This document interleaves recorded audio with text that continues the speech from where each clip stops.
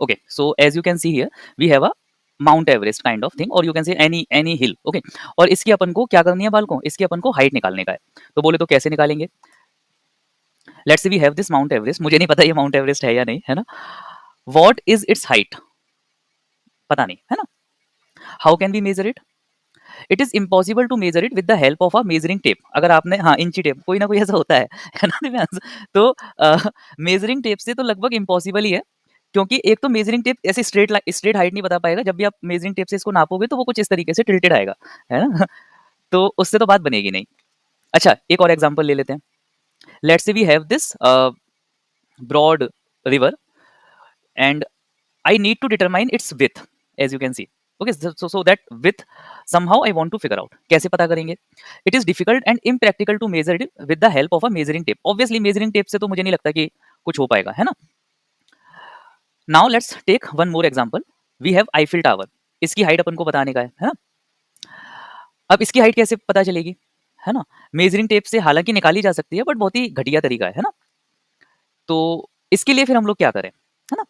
सो इन सभी के लिए, चाहे वो माउंट एवरेस्ट की हाइट रही हो, या किसी रिवर की विथ रही हो, या लेट्स से आईफिल टावर की हाइट रही हो, we can use a trigonometry. और so this new chapter is known as height and distance, और in another word you can say some applications of trigonometry. So हम by applying trigonometry we are going to use it, है ना। Trigonometry को याद करना पड़ेगा, बिल्कुल बिल्कुल बिल्कुल, है ना। Now we need to learn few important terms. अब देखो, जब भी हम कोई नई चीज स्टार्ट करते हैं तो इट्स प्रीटी मच ऑब्वियस कि हमें कुछ टर्म्स समझने होते हैं ना, बिना उसके हम चीजों को नहीं समझ सकते। हाइपोटेनियस कैसे नापेंगे? शिशिर अग्रवाल, हाइपोटेनियस की नीड ही नहीं है।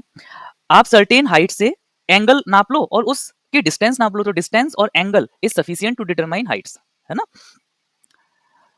क्या क्या चीजें अपन को सीखनी है? Line of sights, horizontal line, angle of elevation, angle of depression. इसको समझे बिना हम लोग इस चैप्टर को नहीं समझ सकते। और ये बहुत इजी से टर्म्स हैं, बहुत ही इजीली मैं आपको एक्सप्लेन करूंगा। हाय, आई एम राज, नाम तो सुना ही होगा। I am going to explain you all the important terms. Okay, so first of all let's understand line of sight. पहले मैं आपकी लाइन ऑफ साइट से जाता हूँ। अभी ठीक है। I am observing the cow, as you can see this person is observing a cow. Okay, so observer, object, line कुछ इस तरह से है, just a straight line. So it is, this line is imaginary line and it is connecting the eye of the observer to the object. This line is called line of sight. Okay, जो बिल्कुल straight line है, हमारी आंख बिल्कुल सीधे देख रही है ना, हमको हमारी आंखों को ऊपर करना है ना ही नीचे करना है। तो जो पार्ट हम देख पा रहे हैं, जो लाइन हमारी आंख बना रही है, that is known as line of sight. Next, let us see few more examples. Now I am observing the door of the tree house. अब देखो, ये है आपका डोर और इसको ऑब्जर्व किया जा रहा है। Okay, as you can see here, ये ऑब्जर्वर हो गया, ये ऑब्जेक्ट हो गया, और हमने इसको मेजर किया। तो इसको मेजर करने के लिए मुझे अपने आंखों को हल्का सा ऊपर की ओर बेंड करना पड़ा, right, in in this manner. So this is known as line of sight. Clear है, सॉर्टेड है। Now now I am observing the beautiful flowers, as you can see. इसको देखने के लिए मुझे अपनी आंखों को नीचे की ओर ले जाना पड़ा, है ना। सो ये ऑब्जर्वर है, ये ऑब्जेक्ट है, और ये अब जो है हमारी ये लाइन ऑफ साइट बनी। Okay, okay, now let's quickly understand. I want that Apple, Apple को देखने के लिए भी क्या करना पड़ेगा? ऊपर की ओर देखना पड़ेगा, तो ये लाइन ऑफ साइट बनी। So all these are known as line of sight. मतलब हमारी आंख ने किसी चीज को देखना था, और उस चीज को देखने के लिए जो भी एक इमेजनरी लाइन बनी, that is known as line of sight. Okay, angle of elevation. So let's say हम अगर अपने मुंह को बिल्कुल सीधा रखते हैं, ऊपर नहीं उठाते, तो हम बस इतनी हाइट तक की चीजों को देख सकते हैं। The line passes through the eye of the observer and is parallel to the ground, तो इसको हम लाइन ऑफ साइट बोल देते हैं, या ये हॉरिजॉन्टल लाइन हो गया। और अब हम किसी ऊपर की चीज को देखना चाहते हैं। I am observing the top of the tree, as you can see. So ये ऑब्जर्वर है, ये ऑब्जेक्ट है, और इसने कुछ इस तरीके से इस ट्री को देखना स्टार्ट किया। Now this becomes line of site. तो हॉरिजॉन्टल से जो लाइन ऑफ साइट है वो कुछ ऊपर की ओर है। Is this line of sight making an angle with the horizontal? Definitely yes. So this angle is known as angle of elevation. Okay, जब ऊपर की ओर जाता हुआ एंगल होता है उसको बोला जाता है angle of elevation. In this animation I am representing it with theta. Now angle of elevation is formed when the object is above the horizontal line. इस चीज को थोड़ा सा याद रखना है। Now let's understand angle of depression. So what is angle of depression? This time this person Raj is observing, ये तो लाइन ऑफ साइट है, it is observing let's say flowers on the ground. Okay, तो ये observer हो गया, ये object हो गया। तो हॉरिजॉन्टल लाइन से इस ऑब्जेक्ट को देखने के लिए मुझे अपनी गर्दन को नीचे की ओर झुकाना होगा, right. So this time my line of sight is making some angle with the horizontal, but ये जो एंगल है ये डाउनवर्ड डायरेक्शन में। Is this line of sight making an angle with the horizontal line? Definitely yes. और इस एंगल को बोला जाता है angle of depression. So this is known as angle of depression. Remember, angle of depression is formed when the object is below the horizontal line. अगर object horizontal line के ऊपर की ओर होगा तो angle of elevation, and in vice versa case we get angle of depression. Next, let us revise all the 4 terms. Okay, so horizontal line, अगर अपन को किसी को देखना है ना, जैसे कि आप देख सकते हो इस एनिमेशन में, है ना, हमको इस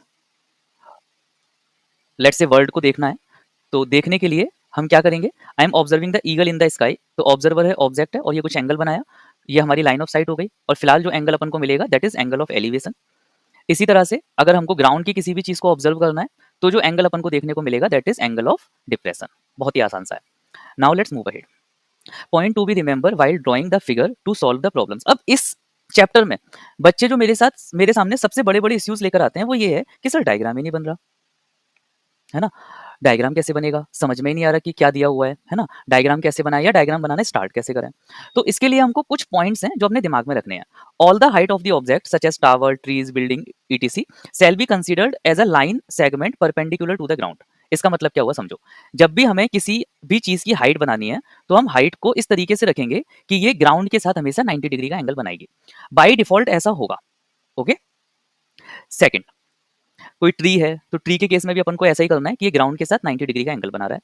and same with height of building, तो बिल्डिंग के केस में भी अपन को क्या करना है कि जैसे ये ग्राउंड के साथ 90 डिग्री, इसके अलावा और कुछ भी हो, है ना, सब में हम लोग इस कॉन्सेप्ट का यूज करेंगे।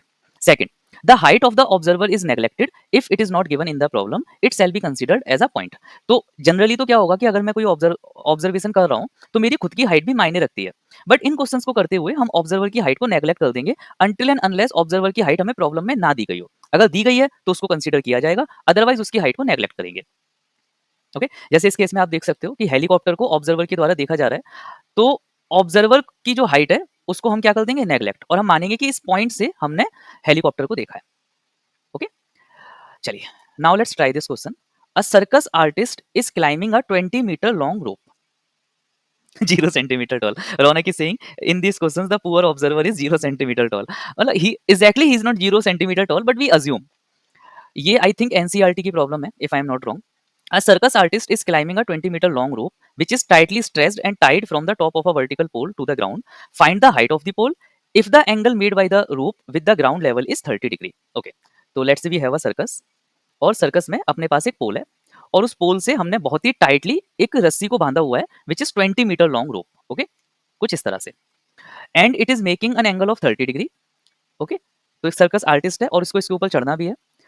चलो, टन टन टन टन टन टन, ओके, इस तरह से कुछ। Find the height of the pole, target क्या है, पोल की हाइट को कैलकुलेट करना। कैसे होगा वो देखते हैं। एंगल जो इसने बनाया है ग्राउंड के साथ दैट इज 30 डिग्री, तो हाइट अपन को कैलकुलेट करनी है, and the angle is given is 30 degree. Okay, Raunak is saying circus artist seems to be on a strict diet. Great, so we need perpendiculars. Hypotenuse अपन को calculate करने का है, एंगल अपने पास है, बहुत आसान है, सॉरी मैंने उल्टा बोल दिया। We have angle, hypotenuse given, perpendicular अपन को कैलकुलेट करने का है, तो साइन थीटा होता है perpendicular upon hypotenuse. Okay, so we have a triangle ABC, hypotenuse given है, एंगल गिवन है, हाइट कैलकुलेट करनी है, length of the rope given है, मान लेते हैं हाइट h है कुछ देर के लिए। एंगल सी को ऑब्जर्व करेंगे, तो एंगल सी के लिए जो अपोजिट साइड है वो ए बी बनेगी, और हाइपोटेनियस जो है वो आपका ए सी होगा। ठीक है, तो अपोजिट साइड अपॉन हाइपोटेनियस अगर आपको याद हो तो साइन थीटा होता है, तो साइन थीटा की जो वैल्यू हो जाएगी साइन 30 की value which is A B upon A C, value put कर देते हैं, साइन 30 1/2 होता है, मैं आपको पहले से सब कुछ बता चुका हूँ। ए बी एच है, ए सी 20 है, तो हाइट की वैल्यू आ जाएगी वाल को 10 metre. Now those who get it they can type स्वाहा।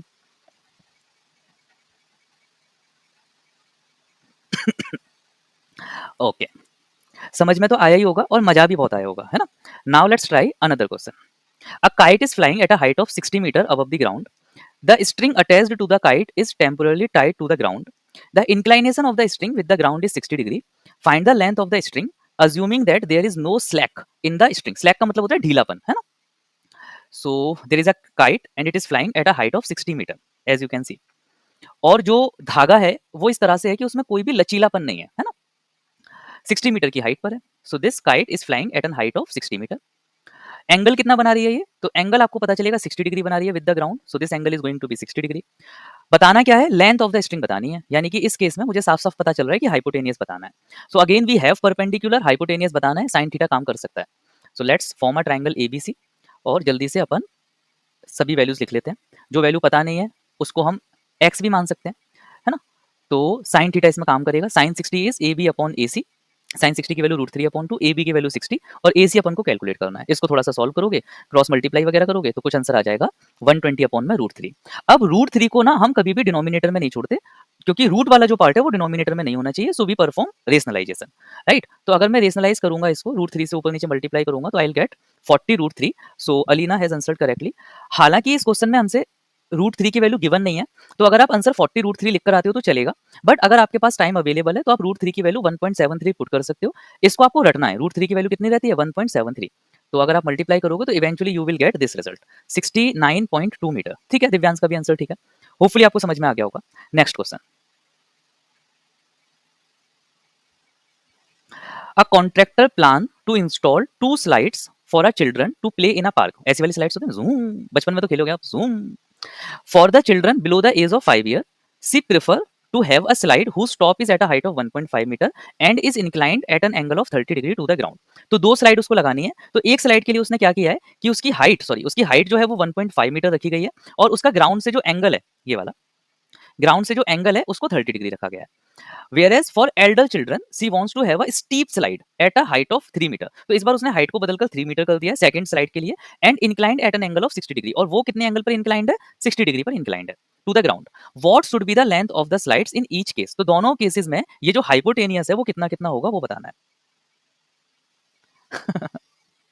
Okay, so we have two slides as you can see. तो 5 साल के 2 बच्चे हैं। 5 साल के बच्चे 2 कैटेगरी में बाँटे गए हैं। तो बिलो 5 इयर्स वाले जो बच्चे हैं, उनके लिए स्लाइड की हाइट 1.5 मीटर रखी गई है और एंगल जो है वो 30 डिग्री का रखा गया है, as I said it to you. बाकी जो थोड़े बड़े बच्चे हैं, है ना? उनके लिए दूसरी स्लाइड्स बनाई गई है, जिसकी हाइट 3 मीटर रखी गई है और इसका जो एंगल बनाया गया है, वो 60 डिग्री का बनाया गया है। ओके? अब हमें लेंथ बतानी है इन बोथ केस कितनी रहने वाली है। तो चलिए पता करते हैं। दोनों की लेंथ निकालनी है अपन को। ओके, सो पहले हम फर्स्ट ट्रायंगल का यूज़ कर लेते हैं और उससे लेंथ निकालेंगे। तो x मान लिया मैंने और दूसरे वाले की लेंथ को मैंने y मान लिया है, as you can see. So now the target is somehow to determine x and y का वैल्यू।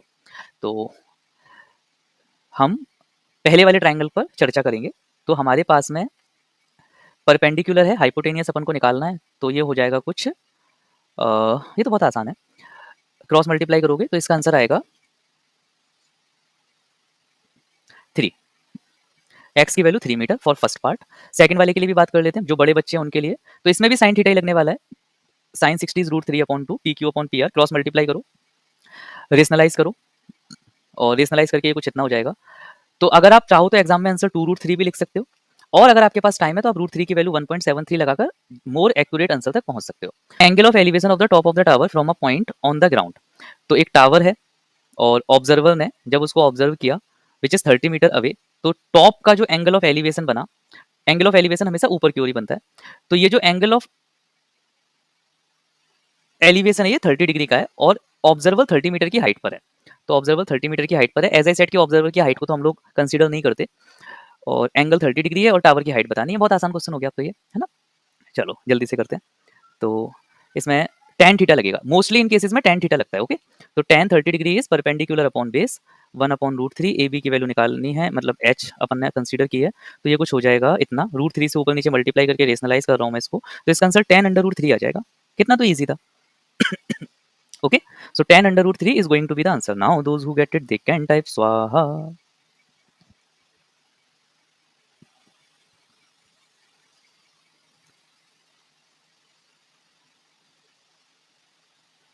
√3 की वैल्यू अगर आप लगाना चाहो तो 1.73, तो more accurate value is 17.3 metre. Now let's try this question, इसमें आएगा मजा। Okay, so the question is saying a tree breaks due to storm and the broken part bend so that the top of the tree touches the ground, making an angle of 30 degree with it. The distance between the foot of the tree to the point where the top touches the ground is 8 meter. Find the height of the tree. चलिए इसको समझते हैं। तो बालकों, इसमें हो क्या रहा है कि अपने पास एक ट्री था सुंदर सा, स्टॉर्म आया और स्टॉर्म आने की वजह से वो टूट गया। ओके, अभी ये बिना टूटे की हाइट है इसकी, और स्टॉर्म आने की वजह से मान लेते हैं कि पॉइंट सी से ये क्या हुआ, ब्रेक हो गया ऐसे, डिचुक। ओके, एक बार दोबारा से, डिचुक। नाउ 30 डिग्री का एंगल बना रही है ना? और जो डिस्टेंस है वो कितनी दी हुई है, 8 मीटर। मतलब ए से लेकर डी तक की वैल्यू 8 मीटर है, एंगल 30 डिग्री है, find the height of the tree. अब इसमें जो सबसे बड़ी गलती बच्चे करेंगे, इनफैक्ट मैंने भी की हुई है अपने टाइम पर जब मैं 10th में था, हम लोग ए से लेकर सी तक की वैल्यू कैलकुलेट करते हैं और उसी को हाइट मान लेते हैं। नहीं मेरे बच्चों, find the height of the tree, हमें ए से लेकर बी तक की लेंथ निकालनी है। ट्री की जो हाइट थी that was A to B, not A to C. Raunak ने भी सेम गलती की है। ओके, ये वाला पार्ट अपन को कैलकुलेट करना है। ओके, अब आप अगर बहुत ध्यान से देखोगे तो क्या बीसी और सीडी की लेंथ इक्वल नहीं होगी? अगर ये वाली बात चमक गई तो यस सर लिखो, BC and CD is actually equal. Type yes sir if you are getting it. आ गया समझ में ना? Now let's quickly solve. चलो, तो सबसे पहले हम ट्रायंगल पर ही फोकस कर लेते हैं। तो ट्रायंगल पर मैं फोकस करूंगा, मेरे पास tan थीटा का फॉर्मूला है A C upon A D, tan 30 one upon root three A C upon A D. A C की वैल्यू आ जाएगी कुछ इतने, है ना? और ए सी की वैल्यू तो मैंने निकाल दी, अब मैं सी डी की वैल्यू निकालने के लिए cos थीटा यूज कर रहा हूँ। ओके, तो ये सी डी की वैल्यू आ जाएगी यहाँ से, सी डी और बी सी इक्वल ही है, तो बी सी की वैल्यू आ गई 16 अपॉन रूट थ्री। अब मेरे पास ए सी की वैल्यू भी है, मेरे पास बी सी की वैल्यू भी है। Let's quickly figure out the height of the tree, जो कि इन दोनों का सम होने वाली है। तो अगर मैं इसको ऐड करूंगा, रूट थ्री से ऊपर नीचे मल्टीप्लाई करूंगा, तो इसका आंसर आ जाएगा 8 अंडर रूट थ्री। या 8 under root three is the correct answer. Those who get it now they can type स्वाहा।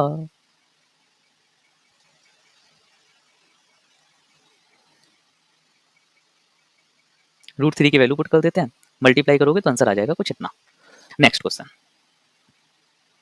from a point on the ground, the angle of elevation of the bottom and the top of a transmission tower fixed at the top of a 20-meter high building are 45 degree and 60 degree respectively. Find the height of the tower. फिलहाल शिशिर और दिव्यांश दोनों का answer ठीक आया है, check करता हूँ। From a point on the ground, ठीक है, the angle of elevation of the bottom and top of a transmission tower. तो आप देख सकते हो जैसे कि इस डायग्राम में आपको दिख रहा होगा कि अपने पास एक ट्रांसमिशन टावर है और उसके टॉप से और उसके बॉटम से हम, सॉरी, उसके टॉप को और उसके बॉटम को देखा जाएगा ग्राउंड से। ओके, तो देख लेते हैं, ये हमारा ट्रांसमिशन टावर हो गया और इस ट्रांसमिशन टावर के बॉटम को भी देखा जाएगा और टॉप को भी देखा जाएगा। ठीक है, 20 मीटर बिल्डिंग की हाइट है, ये भी अपन को गिवन है। चलिए, एंगल ऑफ एलिवेशन की बात की जा रही है बॉटम के साथ, तो 45 डिग्री और 60 डिग्री है। तो जो बॉटम और टॉप की बात हो रही है, ठीक है, तो हाइट ऑफ द ऑब्जर्वर को हम नेग्लेक्ट करेंगे। हमने सबसे पहले इसके बॉटम को देखा है, इसके बॉटम ने 45 डिग्री का एंगल बनाया और टॉप ने 60 डिग्री का एंगल बनाया। अच्छा, एक चीज का और ध्यान रखेंगे, ये एंगल जो बॉटम का है वो छोटा ही होना चाहिए। ये कोई बहुत बहुत मैंने रॉकेट साइंस वाली बात नहीं कर दी, है ना? और जब हम इसके टॉप को देखेंगे तो एंगल 60 डिग्री बनना चाहिए, है ना? हाइट बतानी है टावर की, मतलब ये वाली हाइट अपन को निकालनी है। चलो देखते हैं कैसे होगा। अगर मुझे बीसी की लेंथ चाहिए, जैसा कि आप लोग देख सकते हो, तो बीसी की लेंथ मुझे कैसे मिलेगी, जब मैं एसी की लेंथ में से एबी वाला पार्ट माइनस कर दूं। बहुत ही सिंपल सी बात है।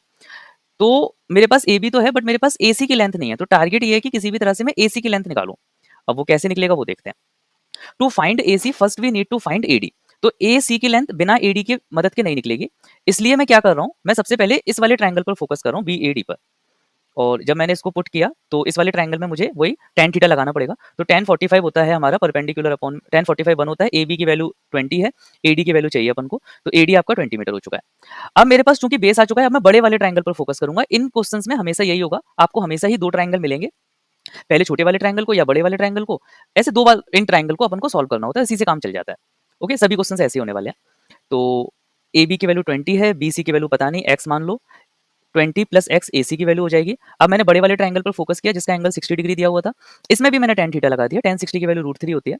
और पूरा सॉल्व करने के बाद जो आंसर बना वो कुछ इतना आ गया। सो ग्रेट, आप सभी ने करेक्ट आंसर किया है। रूट थ्री की वैल्यू अगर आप पुट कर देते हो तो इसका जो मोर एक्यूरेट आंसर आएगा दैट इज 14.6। ग्रेट, आप लोगों ने ये भी आंसर कर दिया। सो होपफुली आपको समझ में आ गया होगा, है ना? अब